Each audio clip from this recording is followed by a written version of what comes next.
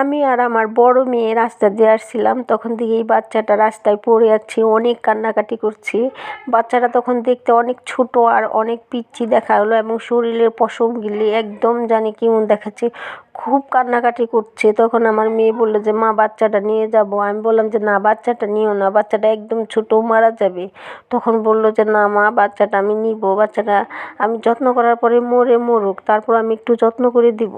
এই বাচ্চাটা রাস্তায় পড়ে আছে, খুব কষ্ট হচ্ছে আমার। তখন বললো যে মা, আমি যদি এই বাচ্চাটা না নিই তাহলে আমার খুব কষ্ট হবে, আর আমি যদি যত্ন করার পরে বাচ্চাটা মারা যায় তখন আমার তাও একটু শান্তি লাগবে।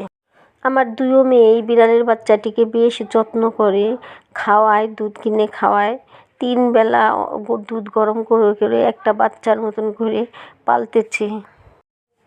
বিড়ালের বাচ্চাটি এখন বেশ সুস্থ, আর এখন দেখে মনে হয় না এটা মারা যাবে। আমি তখন ভেবেছিলাম এটা মরেই যাবে।